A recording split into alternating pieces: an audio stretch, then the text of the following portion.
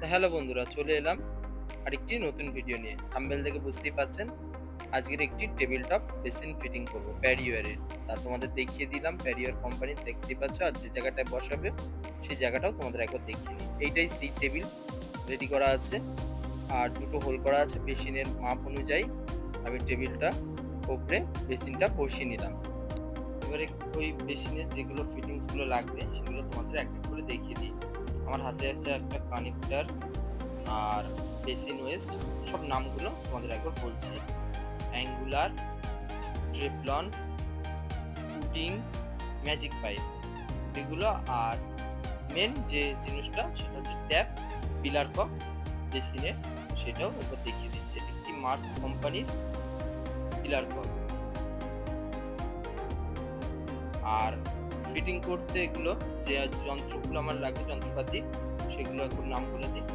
ওটা basin range আর এটা cock plus বা কাপ প্লাস, এই দুটো যন্ত্র হলেই আমার বেসিন বসানো হয়ে যাবে, টেবিল টপ বেসিন বসানো হয়ে যাবে। আর এবারে একটা ট্রেবল ছিল, ওটাও দেখিয়ে দিলাম। এবার কাজটা শুরু করি। প্রথমে আমি কলটার টেবিল টপের যে ট্যাপটা, দু ধরনের ট্যাপ হয় টেবিল টপ। একটা পুরো টেবিল থেকে এক ধরনের কল হয়, ওটা একদম পুরো বেসিনে আসে। আর একটা বেসিনের, এই বেসিনটা যেহেতু বেসিনের ওপরেই কলটা ফিটিং হওয়ার রয়েছে, সেই জন্যে এই কলটা নিয়ে এসেছে।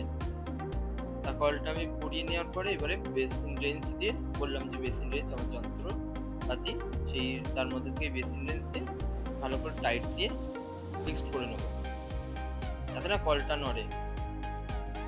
তা আমি একটু টাইট দেওয়ার পরে আমি ধরে রয়েছি, আর অর্পণ ভাই ভালো করে নিচ থেকে রেঞ্জটা ঘুরিয়ে টাইট দিয়ে নিল।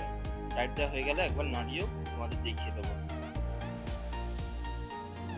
দেখতে পাচ্ছেন, নাড়িয়ে দেখিয়ে দিলাম, সুন্দরভাবে ফিটিং হয়ে গেছে ট্যাপটা। এবারে ট্যাপটা ফিটিং হয়ে যাওয়ার পরে মেশিনটাকে ঘুরিয়ে কানেক্টরটা পরিয়ে নেব। কানেক্টরটা উপর থেকে আগে পাঠিয়ে দেবো, মানে হোলটা সেই মাপ অনুযায়ী করা হয়েছে যাতে কানেক্টরটা ঠিক মতন গলে যায়। কানেক্টরটা পরিয়ে নেওয়া হচ্ছে। কানেক্টরটা পরানো হয়ে গেলে এবারে বসিয়ে দেখলাম যে ঠিক আছে। এবারে তারপরের পার্ট আরম্ভ করব।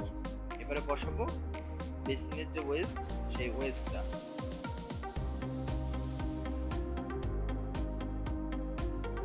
পুডিং দিয়ে, বেসিনের ওয়েস্টের মুখটাতে একটু পুডিং দিয়ে ভালো করে যাতে না জলটা লিক করে।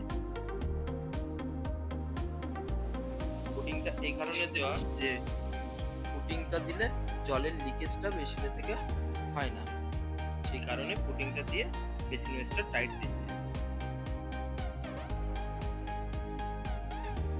তা উপরেটার টেবিলটা মানে পাথর দিয়ে করেছে, আর এটা একটা টুলি মতন বা প্লাই দিয়ে বক্স মতন বানিয়েছে। এবারে ওর যে নাট বেসিন রেঞ্চের, এই বেসিনের ওয়েস্টের, সেই নাটটাকে আমি উঠিয়ে ভালো করে কক প্লাস দিয়ে বা কাপ প্লাস দিয়ে টাইট দিয়ে নিচ্ছি। টাইট দিতে গিয়ে ওই ওপরের একটুখানি লেগে হাতটা আমার কেটে যায়, বিচ্ছিরিভাবে কেটে গেছে হাতটা, রক্ত বার হচ্ছিল। এই হাত কেটে গেছে, এই জায়গাটায় রক্ত বার হচ্ছিল। তাও কি করবো, কাজটা তো শেষ করতে হবে, সেই কারণে আবার ওই জায়গাটা থেকে হাতটা কেটে গেছে। কাজটা শেষ করতে হবে, আবার কাজ শুরু করি।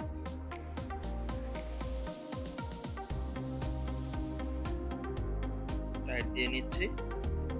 এটা টাইট হয়ে গেলে এবারে অ্যাঙ্গুলারটা, ওই যে বেসিনে জল উঠবে সেই জন্য অ্যাঙ্গুলারটা এবার ট্রেপলান দিয়ে জড়িয়ে অ্যাঙ্গুলারটা ফিটিং করে নেব।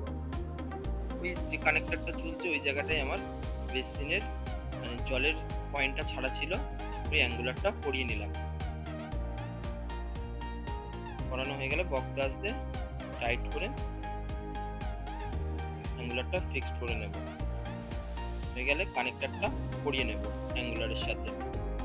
এবার এই দিকটা হয়ে গেলে তারপরে ম্যাজিক পাইপটা নেব, নিয়ে ওয়েস্টের যে ওয়েস্টটা পরিয়েছি ওই ওয়েস্টের সাথে আবার ফিটিং করে ম্যাজিক পাইপটা ড্রেনেজে কানেকশন দিয়ে দেবো। দেখতে পাচ্ছেন আমি ম্যাজিক পাইপটা পার করে নিলাম। এটাকে ম্যাজিক পাইপ এই জন্য বলা হয়, দেখুন টানলেই বেড়ে যায়, এই কারণে এটাকে ম্যাজিক পাইপ বলা হয়। আর অন্য কিছু বলে কি আমার জানা নেই। যদি কেউ জেনে থাকো কমেন্টে জানাবেন। এইটা ড্রেনেজ আছে, তাও তোমাদের একবার ড্রেনেজটা দেখাই। এই হোল করে এই যে ড্রেনেজ আছে, এই ড্রেনেজে আমি পাঠিয়ে দিলাম ম্যাজিক পাইপটা। একদম খুব সুন্দরভাবে কাজটা আমি সম্পূর্ণ করলাম। জল চালু করেও দেখলাম যে ভালো ঠিকঠাক আছে। ভিডিওটা যদি ভালো লেগে থাকে লাইক, শেয়ার ও সাবস্ক্রাইব করে পাশে থাকবেন। টাটা বন্ধুরা।